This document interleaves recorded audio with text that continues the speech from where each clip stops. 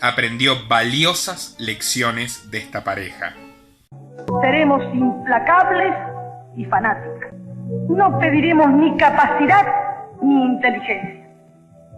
Aquí nadie es dueño de la verdad, nada más que Perón, y antes de apoyar a un candidato, cualquiera sea su jerarquía, le exigiremos en blanco un cheque de lealtad a Perón, que llenaremos con su exterminio cuando no sea lo suficiente hombre como para cumplir. Y si bien no le sirvieron para ser un Maradona o un Néstor Kirchner, doy fe de que le dieron grandes resultados. Pero bueno, el caso es que Bergoglio, con 21 años, sorprendió a todo su entorno con su decisión de tomar los hábitos religiosos. Pero, a diferencia de la mayoría absoluta de los seminaristas, él ya tenía decidido desde el momento cero a qué orden pertenecer. Ingresó al seminario jesuita de Villa Devoto y poco tiempo después partiría a Córdoba y finalmente a Santiago de Chile, donde operaba el juniorado más importante de dicha congregación en América del Sur. Es realmente necesario hacer un paréntesis para resumirles las particularidades de la Compañía de Jesús, o sea, la orden jesuítica, porque no me parece un dato menor que Bergoglio haya elegido deliberadamente formar parte de ella. ¿Qué es básicamente una orden católica? Una orden es una institución religiosa con reglas específicas de admisión y permanencia, y para funcionar dependen, por supuesto, de la autorización y, teóricamente, de la supervisión de las autoridades de Roma.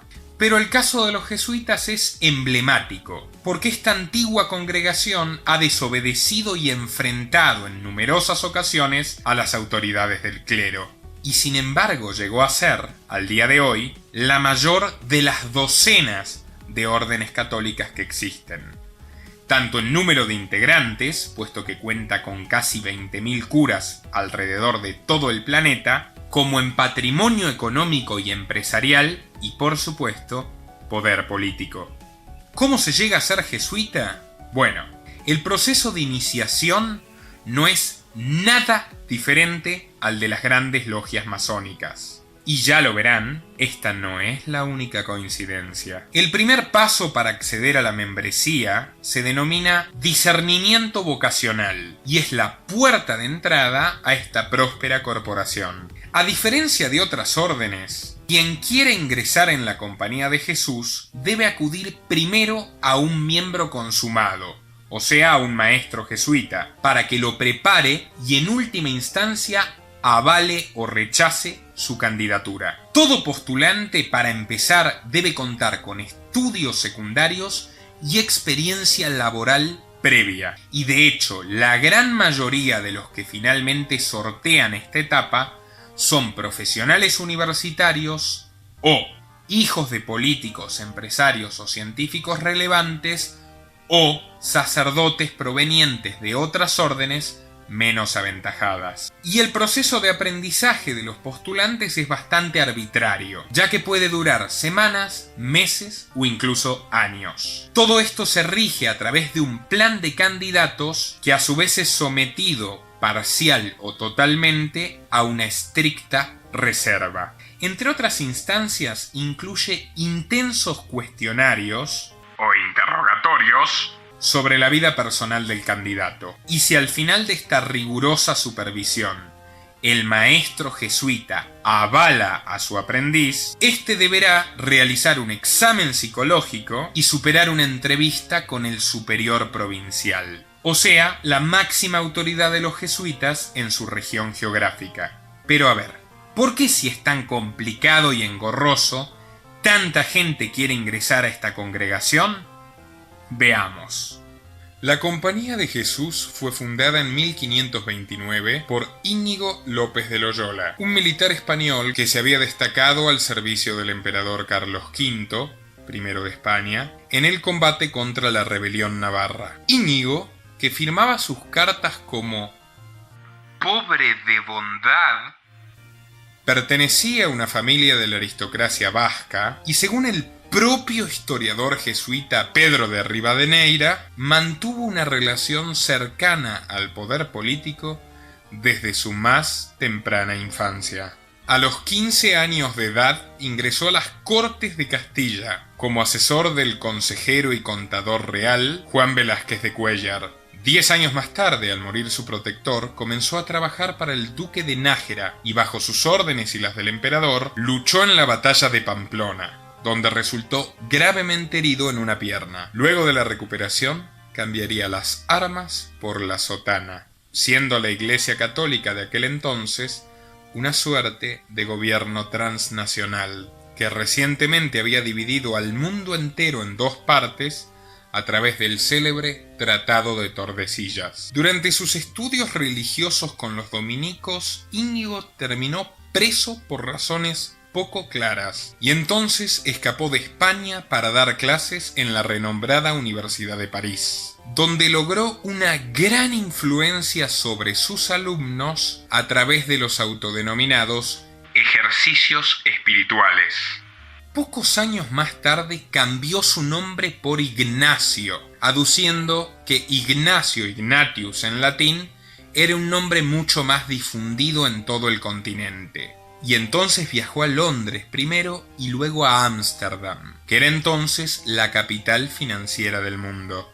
Allí buscó, y me ciño a fuentes jesuíticas, el financiamiento para crear su propia congregación, la Sociedad Jesuítica, rebautizada más tarde como Compañía de Jesús. Según Rivadeneira, Ignacio se fue de Holanda a Venecia, donde utilizó sus habilidades diplomáticas adquiridas en las cortes para convencer a los nobles venecianos de que intercedan a su favor frente al polémico Papa Paulo III. Estamos hablando, por supuesto, de la época más corrupta y sanguinaria de la Iglesia Católica. Y la historia de Paulo III, puedo asegurarles, no tiene nada que envidiarles a la de los Borgia. Alessandri Farnesio era un millonario latifundista que descubrió la vocación sacerdotal recién a los 51 años de edad, pero que pese a ello protagonizó una carrera eclesiástica estelar. Resulta que el anterior papa, Alejandro VI, amante de su hermana Julia Farnesio, lo nombró cardenal diácono, y poco más tarde terminó siendo papa él, que siguiendo la tradición, nombró cardenal a su nieto de 14 años. El caso es que Paulo III Farnesio concretó el sueño de Loyola, consagrándolo sacerdote y autorizando la creación de los jesuitas. Pero eso sí, con una condición. El mismo nombre de la bula lo anticipa: Regimini Militantis.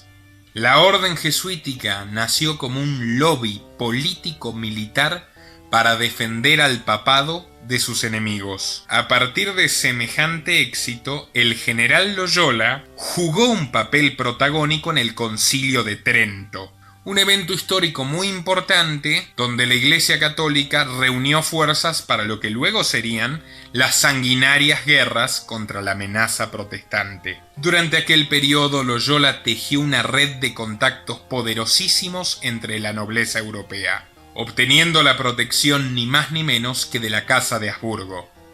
Y fue entonces cuando, dotado de cuantiosas donaciones, decidió expandir sus sucursales al nuevo continente. Empezó enviando delegados jesuitas a la Florida, a México y Perú, para finalmente desembarcar en Brasil. Toda una osadía, tomando en cuenta la rivalidad entre el Imperio Español y el Imperio Lusitano. Al momento de su muerte, Loyola contaba con 1.200 a 1.500 acólitos y más de 100 filiales a lo largo y ancho del globo.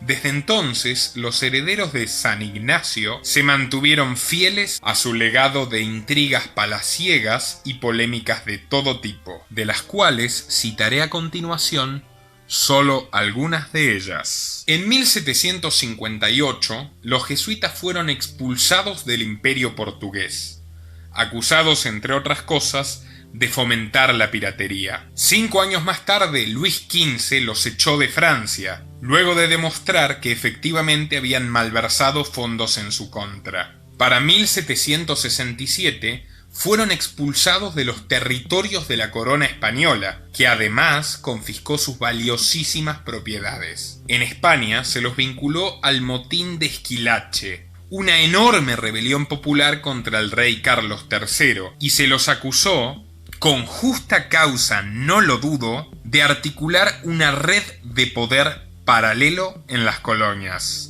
Los jesuitas ya dominaban las pocas universidades de las Indias españolas, donde se formaban los jóvenes dirigentes criollos. A su vez tenían las reducciones, que los jesuitas se esmeran en mostrar como una suerte de proyecto humanitario, pero yo investigué el tema de verdad, estando en Paraguay, de hecho, un país que amo. Las reducciones jesuíticas de Paraguay no eran otra cosa que campos de concentración, donde internaban a los guaraníes, disponiendo de sus bienes y sometiéndolos a un régimen de trabajo agrario forzado